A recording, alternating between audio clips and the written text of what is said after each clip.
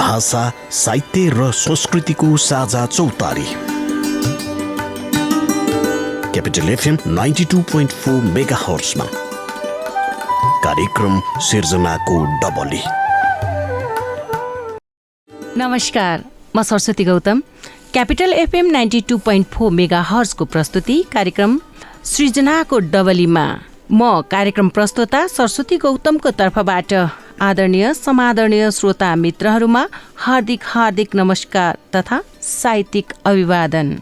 श्रोता मित्र, प्रत्येक सोमबार बेलुका 36 बजे प्रसारण भइरहेको यस कार्यक्रममा हामी नेपाली भाषा, साहित्य र सृजनाको विषयमा अतिथिसँग कुराकानी गर्दै विभिन्न विधाका साहित्यिक खुराकहरू पस्कने गर्दछौँ। यो कार्यक्रम काठमाडौँबाट र आसपासका क्षेत्रमा क्यापिटल एफएम 92.4 मेगाहर्ट्ज, पूर्वाञ्चलमा रेडियो सारङ्गी 101.3 मेगाहर्ट्ज र गण्डकी प्रदेशमा 93.8 मेगाहर्ट्ज रेडियो सारङ्गी मार्फत सुन्न सक्नुहुनेछ।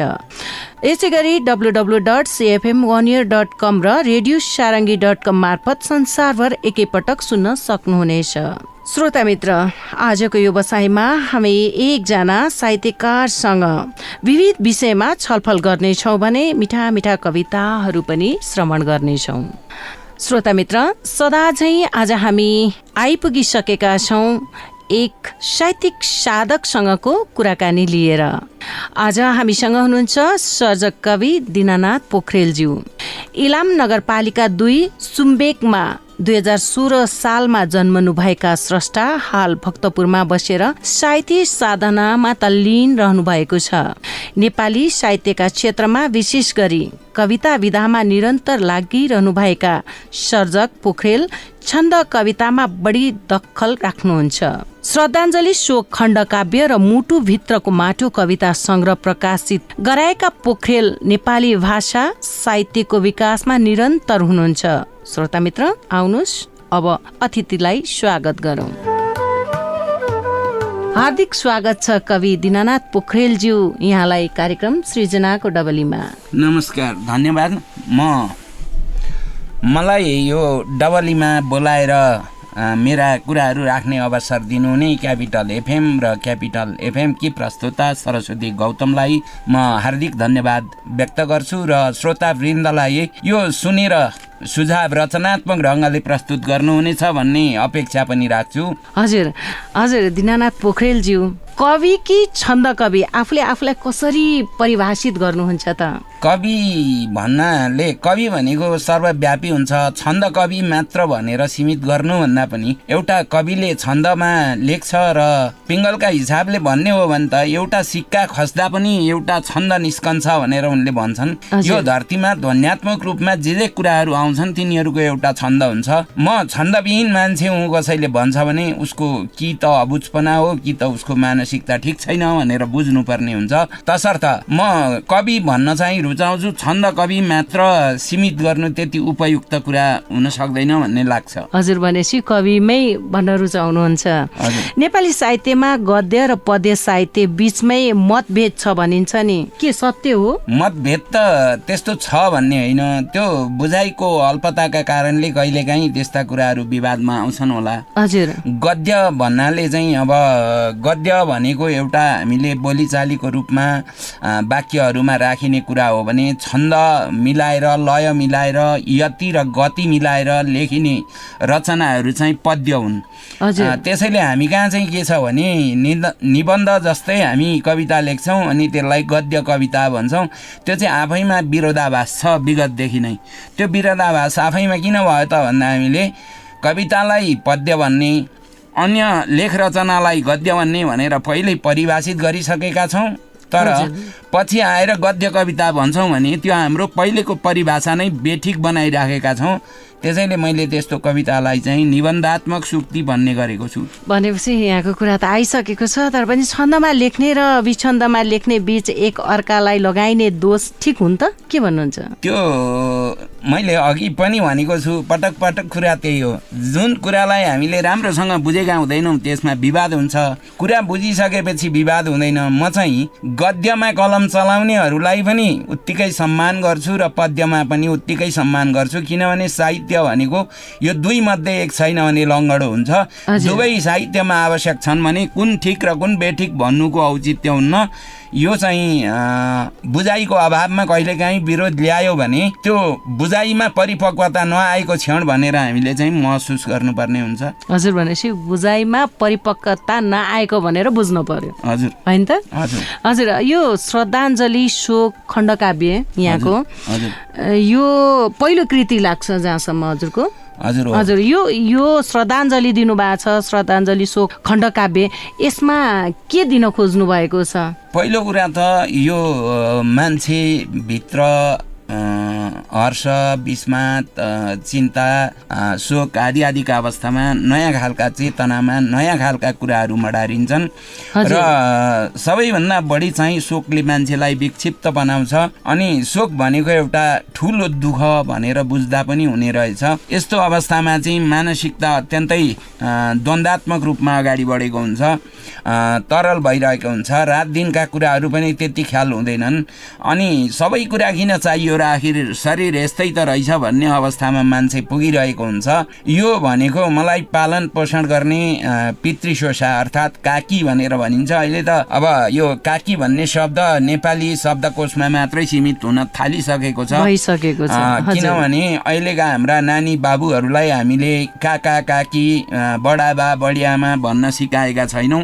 यो हाम्रो पनि यो दोष चाहिँ हामी सबैको हो, किनभने हामीले हाम्रो भाषालाई चिन्न सकेका छैनौँ अझै। त्यसर्थ यो यसो पनि भनिन्छ नि, अब जस्तो काकी भन्ने शब्द अहिले यहाँको आयो, यसमा हामी फेरि जाने नै छौँ।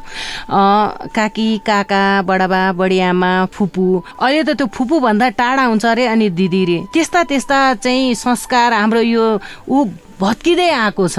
होइन, त्यो चाहिँ के हो भने अब हजुरबा भन्दा टाढा बुझ्ने, बा भन्दा नजिक बुझ्ने भन्ने कुरो भएन। जन्म दिने चाहिँ बा, अब हजुरबा भनेको चाहिँ बाका पनि बा, महाबा, त्यसैले उहाँलाई चाहिँ अझ सम्मान गर्नुपर्ने बा भन्ने किसिमले पुर्खाहरूले त्यो नाताको व्यवस्था गरे। अब त्यसमा चाहिँ के हुन्छ भन्दाखेरि मान्छेले कि बुझेर छोड्छ कि नबुझेर छोड्छ भने चाहिँ अहिलेको हाम्रो समाजमा चाहिँ अल्प ज्ञानले, जस्तै हामीले मकै भुट्यौँ अथवा गहुँ भुट्यौँ, धान भुट्यौँ भने सबै फुल उठ्दैन, कतिपय चाहिँ बाँकी रहन्छ, जुन चाहिँ ठेट्ना रहन्छ त्यो चाहिँ अलि बढी चर्को हुन्छ, त्यसले दाँतलाई पनि अलि असर गर्ने किसिमको हुन्छ।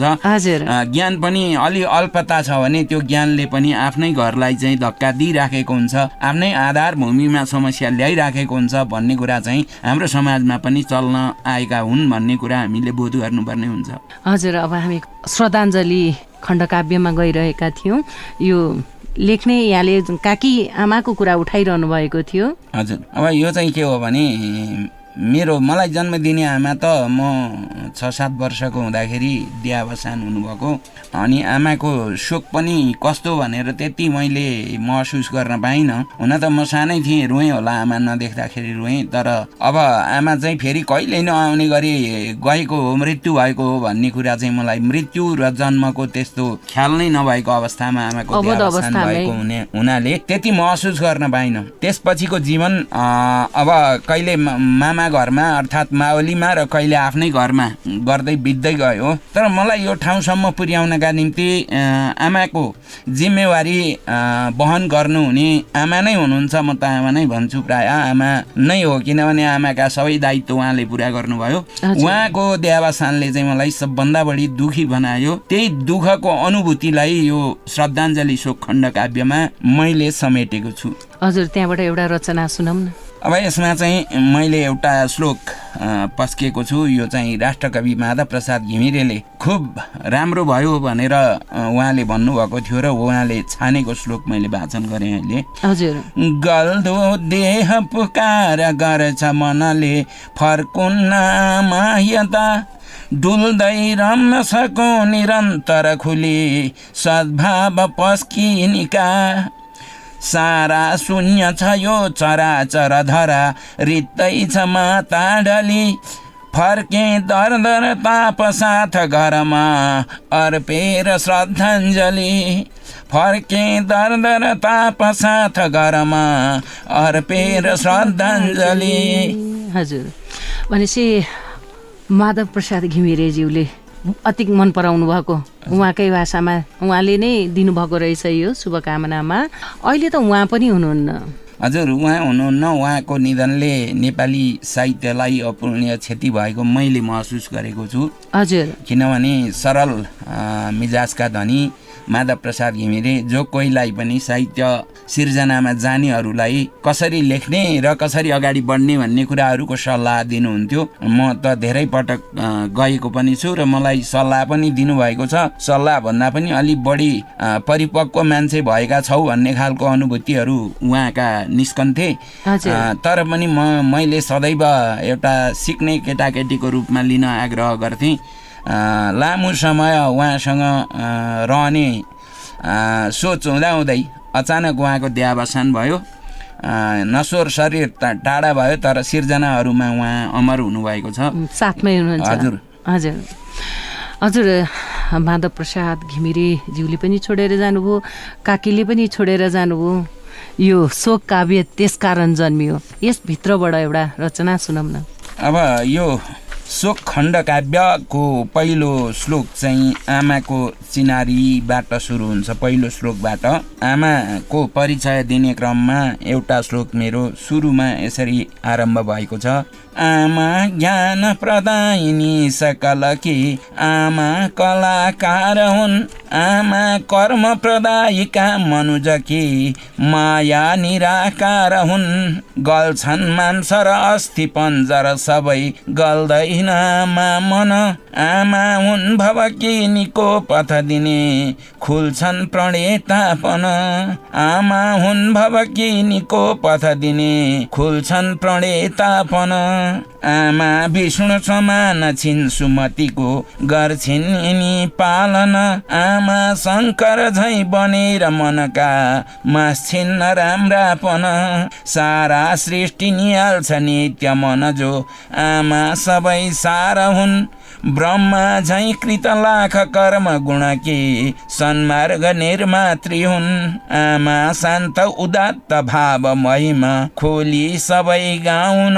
छैनन् शब्द सही प्रयोग भरिमै, को सक्छ खै पाउन, मेरो मन्द दिमाग हेर्छ जति छन् यी शब्द पोखे, तर आमाका गुण कर्म सार्थक हुने छन् ब्रह्मदेखिन् पर, आमाका गुण कर्म सार्थक हुने छन् ब्रह्मदेखिन् पर, एउटा बिन्दु प्रवेश हुन्छ तनमा, बिस्तार आफै हुँदा, पर्छन् कष्ट कडाहियार तनमा, झेल्दै खुसी छिन् सदा, भन्छन् सृष्टि विधान हुन् सब कुरा, पक्रे उज्यालो टिप, दारुण मातृ सुकर्म सन्तति बुझी, सङ्लिन्छ आफ्नै कृत।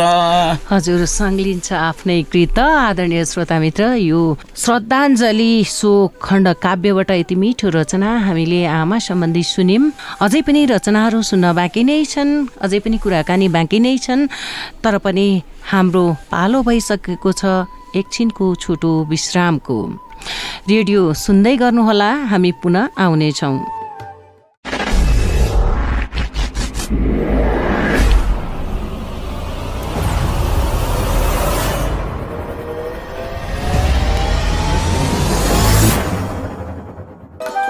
कार्यक्रम सिर्जनाको डबली।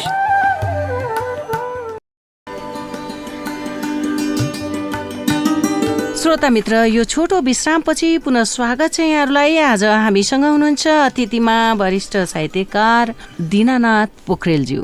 आउनुहोस्, उहाँका फेरि पनि मिठा मिठा रचनाहरू र कुराकानी बाँकी नै छन्, सुनौ। कविज्यू, तपाईँ कविता नै बढी किन लेख्नुहुन्छ? कविताले जसरी मानव मनलाई सकारात्मक मार्गतिर सहज ढङ्गले लैजान्छ, साहित्यका अरू विधाले त्यति छिटै श्रोताको पाठकको मन छुन सक्दैन। पाठकको मनलाई छोएर सत्मार्गमा अर्थात् सही बाटोमा हिँड्नका निम्ति उत्प्रेरित गर्ने किसिमको साहित्य सिर्जना गर्न कविता नै पहिलो विधा हो। एउटा त्यो कुरा हो। अर्को चाहिँ म छन्दमा नै कलम किन चलाउँछु त भन्दा, यो छन्द भनेको संस्कृत भाषापछि छन्दमा अत्यधिक कविता लेखिने भाषा भनेको नेपाली मात्र हो। हजुर र यो हामी नेपालीहरूको नेपाली भाषीहरूको पहिचान पनि हो। आफ्नो चिनारी संसार सामु राख्नका निम्ति तिम्रो भन्दा पृथक परिचय मेरो यो छ भनेर दिने चिनारीलाई हामीले बिर्स्यौँ भने आफैका लागि अन्याय हुन्छ भन्ने कुरा बोध गरेर पनि म छन्दमा कलम चलाउन प्रेरित गर्छु। धेरै मसँग सम्पर्कले जन्मिनु भएको छ। हजुर कविज्यू, यो तपाईँको हातमा भएको यो पुस्तकको आमा बिरामी भएको जानकारी पाउँदा भन्ने शीर्षकमा रहेछ, यो रचना सुनौँ न।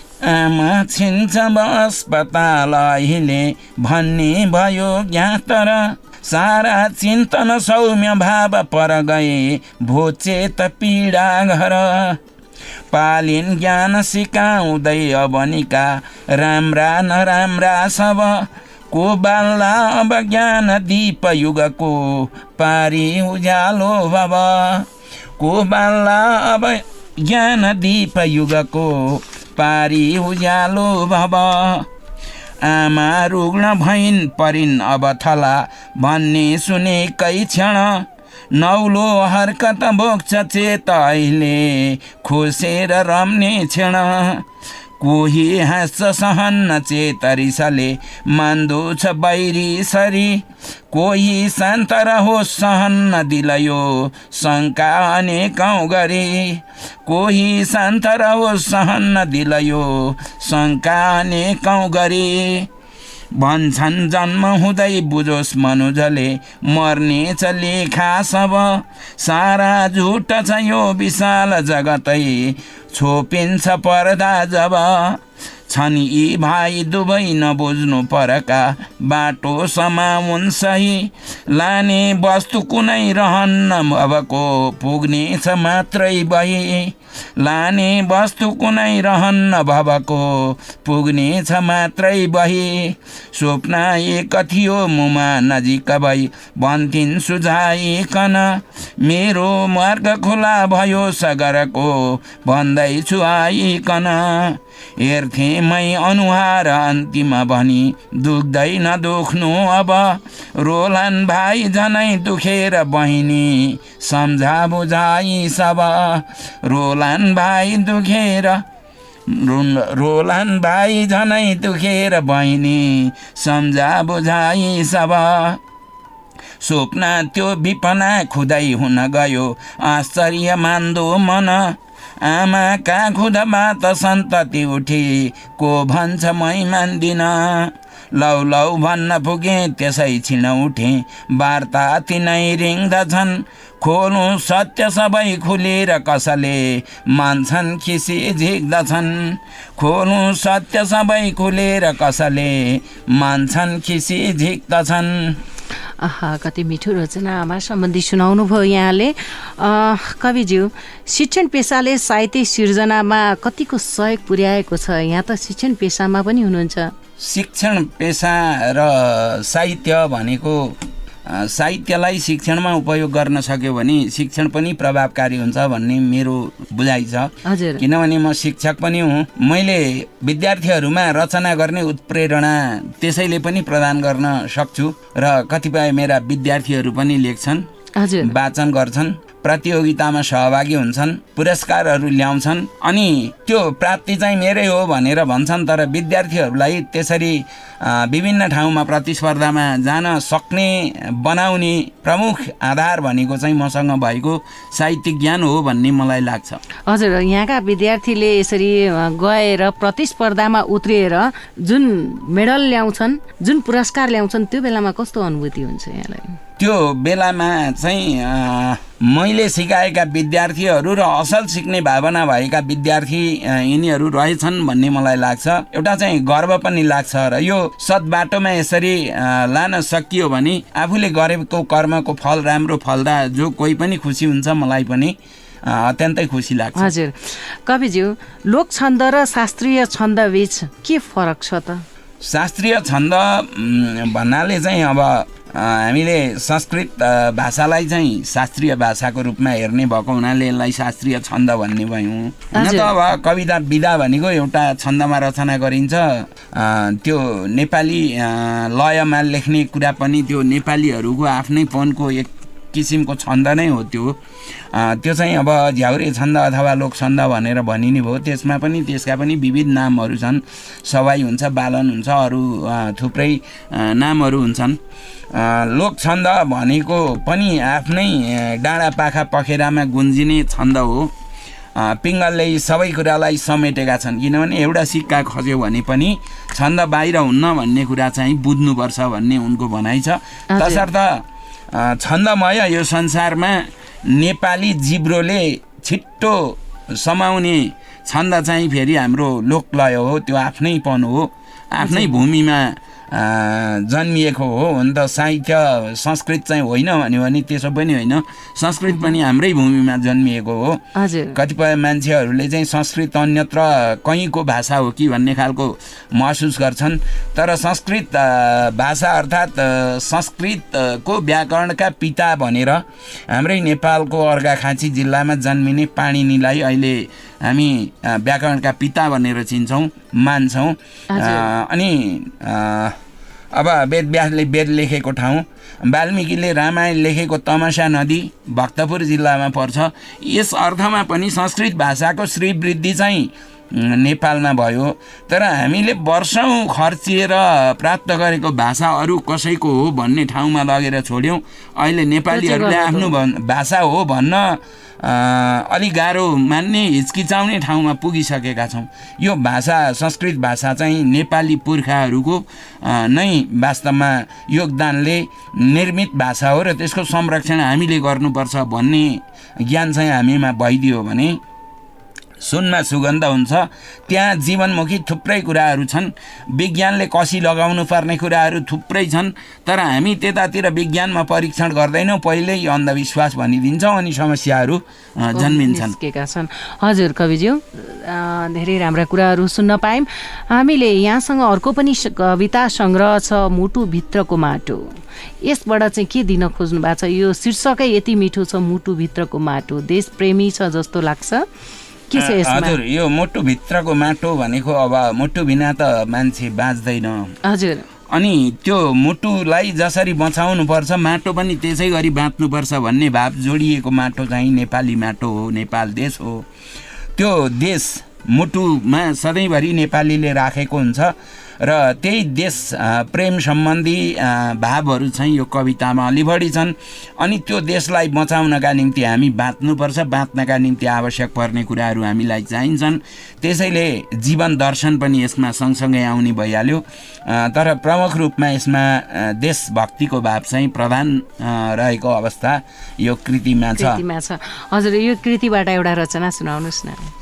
अब यो चाहिँ एउटा इन्दिरा छन्दमा रचना भएको चेतना खुलोस् शीर्षकको जीवन दर्शनसँग सम्बन्धित, अर्थात् हाम्रो जीवन र कर्म कस्तो हो त, अर्थात् कर्म कसरी अगाडि बढ्यो भने सफल हुन्छ भन्दाखेरि मैले चाहिँ त्यसलाई आधार बनाएर लेखेको छु। हुन त अब रचनामा प्रयुक्त शब्दहरू कसैका निम्ति नयाँ हुन सक्छन्। शब्द कठिन पनि हुँदैन, सहज पनि हुँदैन, जानेपछि सहज भइहाल्छ। त्यसैले कठिन शब्द हुँदैनन्। शब्द भनेको चाहिँ नयाँ शब्द पर्न सक्छ। कसैले अब प्रयोगमा ल्याएको छैन, नयाँ सुन्यो भने त्यो नयाँ शब्दको अर्थ नबुझुन्जेल नयाँ हुन्छ, बुझिसकेपछि सहज हुन्छ। त्यो कठिन भन्ने कुरालाई पनि भन्न हुँदैन है भन्ने गरेको भएर अहिले चाहिँ कठिन भन्ने शब्दको प्रयोग अभ्यासहरूमा पनि आउन छोडेको छ। यसर्थ यसमा नयाँ शब्द छन् भने ती नयाँ शब्दको अर्थ अहिले सजिलो छ। मोबाइलमा हामीले प्रज्ञा प्रतिष्ठानको बृहत नेपाली शब्दकोश डाउनलोड गऱ्यौँ भने नेपाली चाहिँ जस्तासुकै शब्दको अर्थ पनि हामी घरैमा हेर्न सक्छौँ। अर्को रकम खर्च गरिरहनु पर्ने आवश्यकता छैन, किताब किन्नुपर्ने, बुक निकालेर पढिरहनु पर्दैन, हातमा छ हैन त। हजुर हजुर। अब एउटा कविता मैले यो चेतना खुलो शीर्षकको इन्दिरा छन्दको, हुन त यसलाई ललित छन्द, अपरान्तिका छन्द, कनक बन्जरी छन्द पनि भन्छन्। यो चारैवटा नामले चिनिने छन्द भनेर मैले एउटा कविता पनि यसमा हिजो अस्ति भर्खरै मुहारिकामा सम्प्रेषण गरेको थिएँ। अब यो चाहिँ यसरी जीवन दर्शन मैले यसमा प्रस्तुत गरेको छु। सलिला झैँ बहोस् कर्मको पथ, असल मार्गमै गुड्छ रे रथ। कृतकला झुमुन उड्छ जिन्दगी, कृतकला लुकुन दुख्छ जिन्दगी। कृतकला लुकुन दुख्छ जिन्दगी। अब दुख्ने र खुसी हुने कुरा चाहिँ यसमा आएको छ। के गर्यो भने हामी चाहिँ खुसी हुन्छौँ, के गर्यो भने चाहिँ हामी दुखी हुन पुग्छौँ त भन्ने कुरा यो छोटो एउटा कविताले प्रस्तुत गर्छ। हजुर कविज्यू, हजुर, खासमा साहित्यलाई समाजको ऐना भनिन्छ, यस्तो हो र? हो भने कसरी? छोटकरीमा प्रस्ताइदिनुहोस् न। एउटा कुरा त हामी सबै समाजमा बस्छौँ, हामीले देख्ने, हामीले बुझ्ने, हामीले जान्ने भनेको प्रमुख आधार भनेको समाज हो। त्यो समाज भनेको चाहिँ अब त्यसलाई अलि राष्ट्रियकरण गरेर हेऱ्यो भने अलि ठुलो समाज भनेर हामी सिङ्गो राष्ट्रलाई बुझ्न सक्छौँ। अनि त्यो समाजभित्र घटित घटनाहरूले जे प्रभाव पार्छ कविको मस्तिष्कमा, तिनै कुराहरू रचनामा आएका हुन्छन्। त्यसैले समाजको ऐना भनेर भनिएको होला। समाजको ऐना पनि हो, त्यो चाहिँ भोगाइको अनुभूति पनि हो, सबै कुरा हो। हजुर कविज्यू, हामी अझै पनि कुराकानी र यहाँका रचना बाँकी नै थिए, तर पनि के गर्नु, समयले नेटो काटिसकेको छ। त्यसैले हामी जाँदा जाँदै अन्तमा भन्नै पर्ने कुराहरू यहाँका केही बाँकी छन् कि? अब भन्नै पर्ने कुरा भन्दाखेरि पनि नेपाली साहित्य भित्र नेपाली साहित्यको श्रीवृद्धि गर्ने कुरामा लाग्छु भनेर जसले कलम चलाउने योजना बनाउनु भएको छ उहाँहरूलाई म धेरै धेरै धन्यवाद दिन्छु।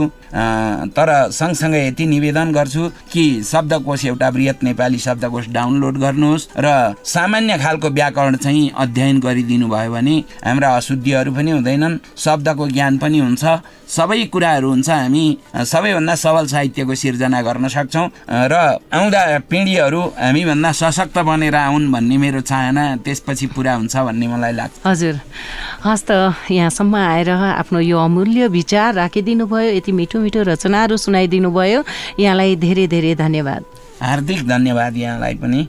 यो क्यापिटल एफएमको मार्फत सबै कुराहरू मैले आफ्ना कुरा राख्ने अवसर पाएँ, त्यसको लागि प्रस्तुताज्यूलाई धन्यवाद दिन्छु र क्यापिटल एफएमलाई पनि। यो यसरी बस्ने भलाकुसारी गर्ने समयमा आइरह्यो भने हामी आउँदा बसाइहरूमा पनि अरू कुराहरू प्रस्तुत गर्न सक्नेछौँ। हजुर, हस् त, धन्यवाद। आदरणीय श्रोता मित्र, कार्यक्रम सुनेर साथ दिनुभएकोमा म कार्यक्रम प्रस्तुता सरस्वती गौतम र क्यापिटल एफएमको परिवारको तर्फबाट हार्दिक धन्यवाद व्यक्त गर्दै यहाँहरूका सल्लाह सुझाव र साथको अपेक्षा गर्दै अर्को हप्तासम्मको लागि कार्यक्रमबाट छुट्टिन्छु। क्यापिटल एफएम सुन्दै रहनुहोला। हस् त, म सरस्वती गौतम बिदा हुन्छु। नमस्कार, शुभ सन्ध्या, जय साहित्य। भाषा, साहित्य र संस्कृतिको साझा चौतारी। क्यापिटल एफएम 92.4 मेगाहर्ट्जमा कार्यक्रम सिर्जनाको डबली।